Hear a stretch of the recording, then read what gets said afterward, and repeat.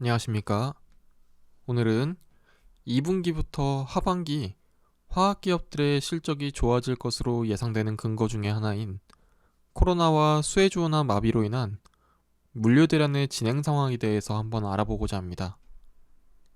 저번 시간에도 언급해드렸듯이 미국 주택 관련 지수가 역대 최고치를 계속 경신하고 있습니다.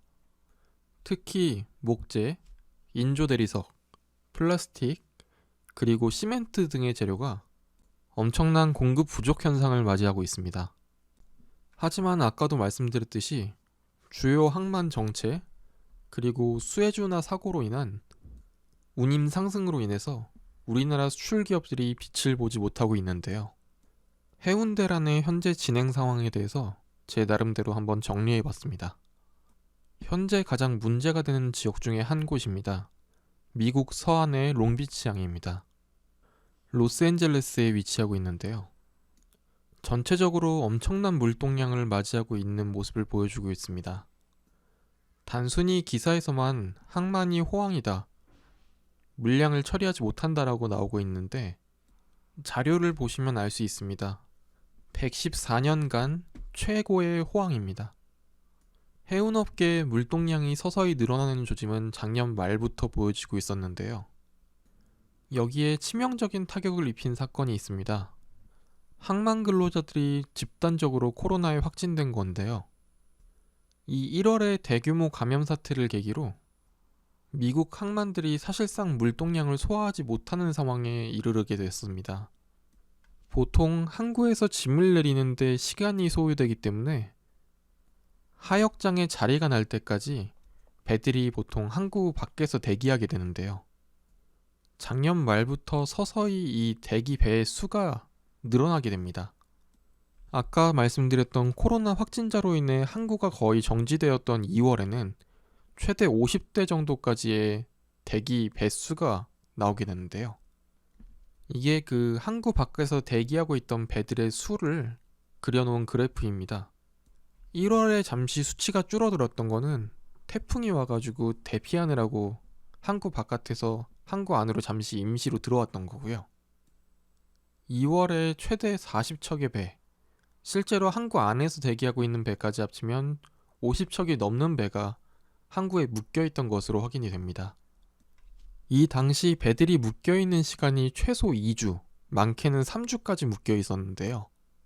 정상적으로 운항을 했다면 벌써 우리나라까지 오고도 남을 시간입니다. 당연히 운임이 상승하고 배를 구하기가 힘들어지겠죠. 그래도 다행히 보시면 알겠지만 2월 초를 피크로 약간씩 수치가 줄어드는 모습을 보실 수 있습니다. 이 그래프는 4월 말에 작성된 걸로 대충 이때는 대당 한 15대 정도의 배가 항구 바깥에서 대기하고 있었는데요. 어제를 기점으로 대기하는 배수가 13대까지 줄어든 모습을 확인할 수 있습니다. 6월부터 쓰이는 저 별표의 수치들은 예상치를 반영한 것이기 때문에 보통 저 수치가 그대로 나오진 않겠지만 항구에서 처리할 것으로 예상되는 물동량도 보통 5월 말을 기준으로 서서히 줄어들 것으로 예상되고 있습니다. 아까 선박들이 항구 밖에서 대기하는 시간이 있다고 했는데 한창 때인 3월에는 배가 도착해서 입항, 즉 항구에 배를 대기까지 걸리는 시간이 거의 7.9일, 8일에 육박했었는데요. 5월 10일 LA 항만에서 발표한 자료에는 이 일수가 6.7일까지 줄어들고 오늘자로 체크되는 저 자료에서는 5.6일까지 줄어든 것을 확인하실 수 있습니다. 백신의 공급 등으로 인해서 미국 항구가 이제 정상적으로 돌아가는 모습을 보여주고 있습니다. 다음은 항구 내에서 체류하는 시간인데요.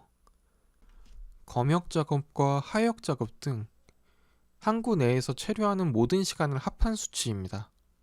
마찬가지로 피크였던 2월에는 5일까지 걸리던 작업이 현재는 3.9일 그리고 4.2일, 아직 코로나 이전인 2에서 3일을 달성하지는 못했지만 빠른 시일 내에 향상될 걸로 예상하고 있습니다. 결국 코로나 이전 3에서 5일 걸리던 입항과 하역 시간이 코로나 및 수혜주나 봉쇄 사건으로 인해 최대 한 달까지 지연됐던 것이 바로 이 물류 대란의 시작이었습니다. 비록 아직 코로나 전 수치를 회복하진 못했지만 최대 한 달까지 걸렸던 지연 시간이 10일 이내로 들어왔다는 사실은 상당히 고무적입니다. 추가적인 하역 시간 단축에 대해서 미국이 어떤 노력을 하고 있는지 살펴봤는데 결국 하역 관련 인력 부족으로 인해 원하는 만큼의 근로시간을 확보하지 못한 것이 가장 큰 원인으로 보여집니다.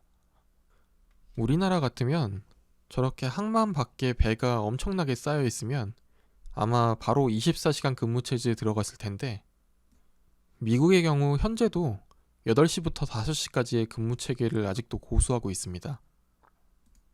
본인들도 이에 대해서 알고 있기 때문에 이런 기사 제목도 내보내는 걸 텐데요. 결국 이러한 상황 때문에 빈 컨테이너를 그냥 아시아로 돌려보내기만 해도 중국에서 최대 5,600불의 운임을 현재 지불하고 있는 상황입니다. 오늘자 인터뷰를 갖고 온 내용인데요. 빠르게 백신 접종이 다 완료되었기 때문에 이제 항만의 속도가 정상적으로 돌아왔다는 내용입니다. 아직 아시아에 엄청난 미국향 물량이 대기하고 있기 때문에 단기간 드라마틱하게 상황이 역전되진 않겠지만 그래도 1분기처럼 거의 손을 놓고만 있어야 되는 상황은 지나가는 것으로 보여집니다. 선사들도 조금 더 배를 효율적으로 쓸 수 있는 상황이 오고 있는 것 같고요. 석유화학주의 경우 이러한 상황에서도 4월에 역대 최고급의 실적을 달성했습니다. 하나투자 윤재성 애널리스트의 레포트에서도 현재 아시아권 석유화학 제품의 가격 약세는 단기적인 물류 이동 제한으로 인해 벌어진 상황이라고 말씀하셨는데요. 화학주가 재평가받는 시점을 이러한 운송 관련 이슈가 원만하게 해결되는 시점으로 분석하고 있으십니다.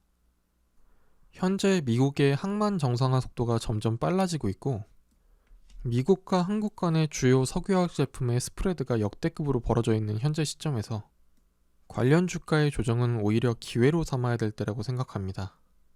며칠 전 전 세계 원유 가격이 급등한 적이 있는데요. 매년 6월이 지나가지고 첫 허리케인이 발생했는데 올해는 이례적으로 5월 22일에 첫 허리케인이 발생했고 올해 허리케인과 관련해서 평균보다 강력한 허리케인이 발생할 확률이 60%, 그리고 평년 수준의 허리케인이 발생할 확률이 30%, 평년보다 적은 허리케인이 발생할 확률이 10%, 올해 미국의 허리케인이 악영향을 미칠 확률이 상당히 높다는 보고서가 나와서입니다. 이 소식만으로도 유가가 3% 가까이 뛰어올랐었는데요. 통상적으로 미국의 석유화학 단지들은 저 빨간색으로 표시해놓은 네모 박스 안에 대부분 모여 있습니다. 작년 9월에 허리케인이 이 지역을 강타하면서 석유화학주들의 상승이 시작되게 되었죠. 아까 말씀드렸던 해운시황의 회복이든 아니면 지금 잠깐 살펴봤던 허리케인이든 현재 미국의 석유화학 제품 수요는 폭발하고 있는 상황이고 결국 이 수요에 대한 공급은 아시아, 특히 우리나라에서 해결할 수밖에 없는 상황으로 오고 있습니다. 이 외에도 아까 말씀드렸던 철강이나 콘크리트, 시멘트 같은 대량의 수출이 가능한 건자재 기업들에 대한 관심이 필요한 때라고 생각합니다. 남은 한 주도 성공 투자하시고 수익 잘 거두시길 바랍니다. 감사합니다.